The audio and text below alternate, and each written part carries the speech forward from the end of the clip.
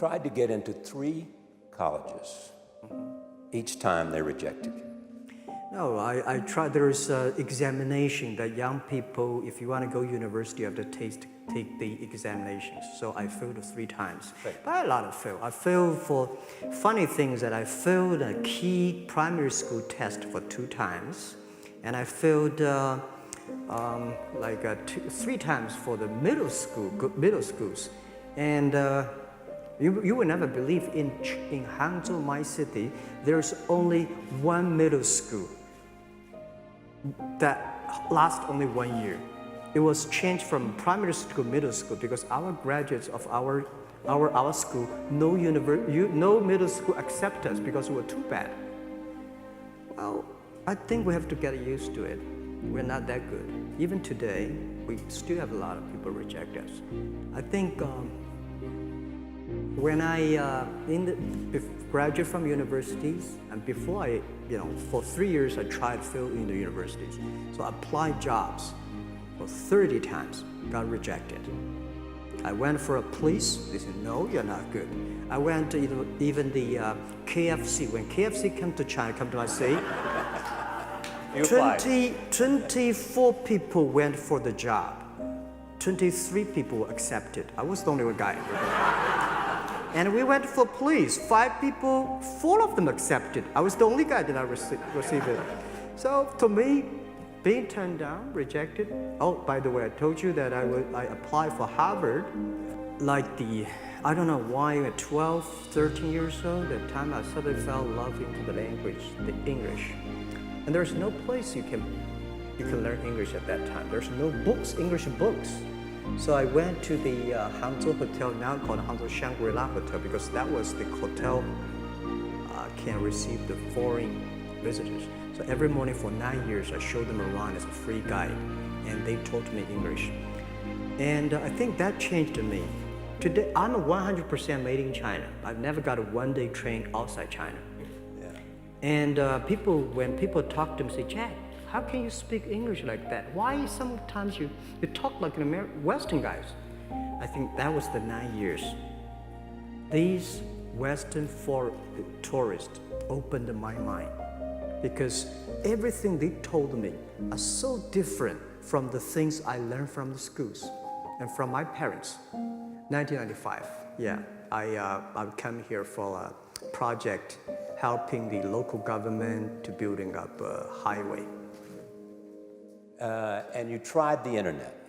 I tried the internet in Seattle, and in a building called the USA Bank. I don't know whether the USA Bank is still there or not, but it's a building. And my friend opened a small office, which is like only 10% bigger than this room. And there are a lot of computers in there. And he said, Jack, this is internet. I asked, what is internet? He said, search whatever you want. At that time, they used Mosaic. Very slow, right? And I said, I don't use it. I don't want to type because computer is so expensive in China. If I destroy it, yes, I cannot pay. He said, just to search it. So I searched the first word, beer. I don't know why, because it's easy to spell, baby. And I see beers from Germany, beers from USA, beers from Japan, but there's no beer from China. And I say, okay, type the second word is China. No data. Nothing.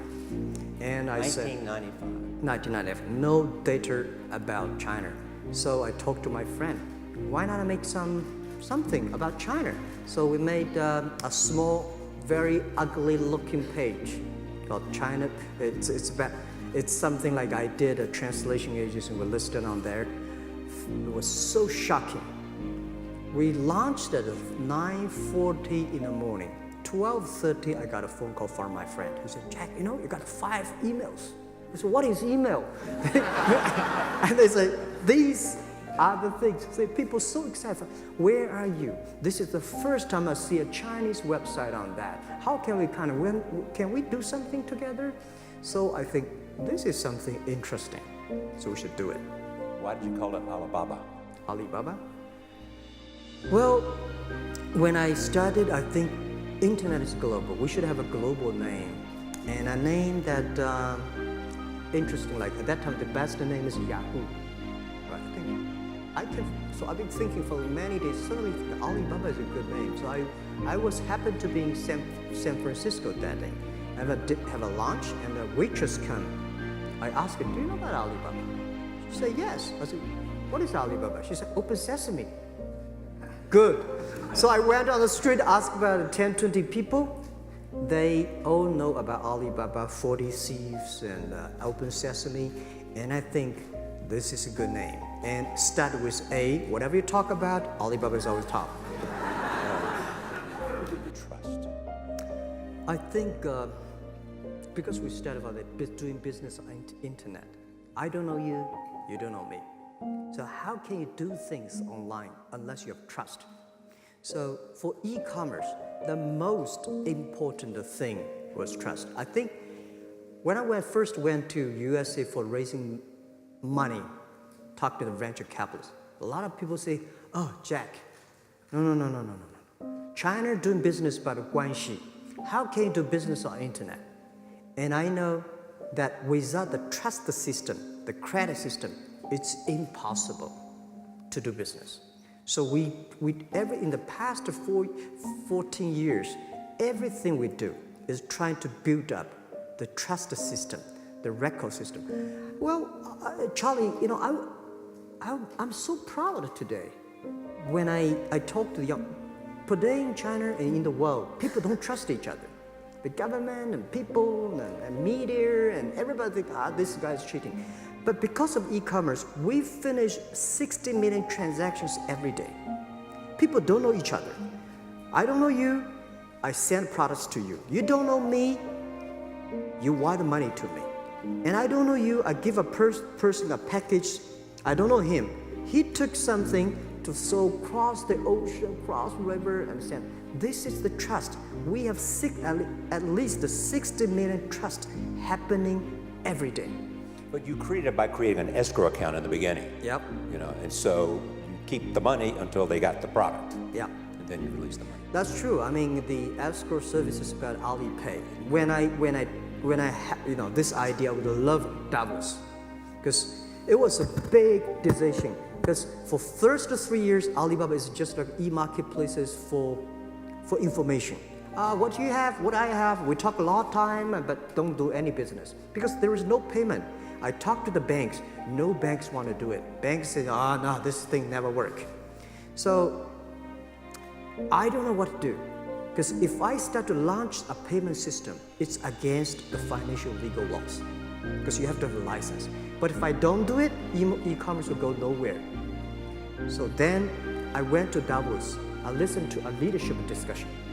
Leadership is about responsibility.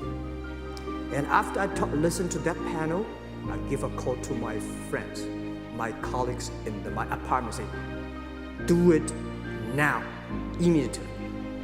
If something wrong, the government not happy about that, if one body has to go to the prison, Jack might go to the prison. Because it is so important for China, for the world, to build up the trust system. And if you did not do it, I said, and do not do it properly, stealing money, money wash, no trust record, I send you to the prison. So that was the thing.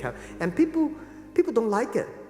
So many people I talked to at that time for Alipay, they say, this is the stupidest idea you have ever got. But I say, I don't know the stupid or clever, as long as people use it. Now we have 800 million people using this Alipay. I want it at the beginning, and later I don't want it, because I think if the company always think about picking money from out of the government pockets, that company is rubbish. Think about how can you make money from the customers and market, and then help customers succeed. That's our philosophy. No money from Chinese banks? No. I at that time I want, and now they want to give me, I don't want it. Yeah. Right. For a government organization called Ministry of Foreign Trade, 1997, for 14 months. And I learned that you should never rely on government organization to do e-commerce. And I started a business. I told my people and team, in love with the government, don't marry them. respect them. And a lot of people say, well, government officers talking about internet, the censorship and this, that, and they worry about. I think it's the opportunity, it's a responsibility talking to them. Tell them how internet can help. So you tell them we create jobs. Oh yeah, I think a lot of people debate and fight against them. And in the first 12 years, anybody come to my office, I sit down, talking to them, how we can help economy, how we can create jobs, why China will improve by the internet. I think because internet that time is new to any government. And if you convince somebody, then you have the chance. So today I'm very talkative. Probably this is why I talk to so many people. Normally, when government comes say, Jack, can you do this project? I say no. I say no. I can introduce some friends who are interested in doing that for you. But if they continue to want me to do it, I say, okay, I do it, but I don't charge. I hope next time don't come to me again. But recently, we help some government organization do it. For example, every Spring Festival, the train ticket is so difficult. Hundreds and thousands of farmers work in the cities. In the Spring Festival, they go to the hometown. But when they order tickets on the whole system crashed for 5 years. So I told my young people, go support them. Don't charge anything, because I don't want to see millions of farmers go back to city and they cannot buy the tickets. So it's something that it's not for money. It's something it's not for the government. It's for the millions of people.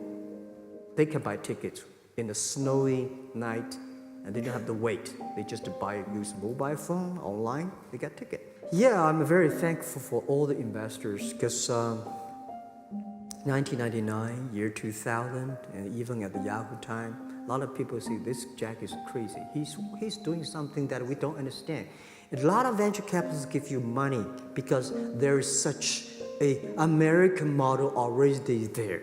But they say, Alibaba, we don't see this kind of model, right? They say Jack's crazy. Yeah, this is a crazy guy. I mean, I remember my first time in Time magazine, they call me Crazy Jack.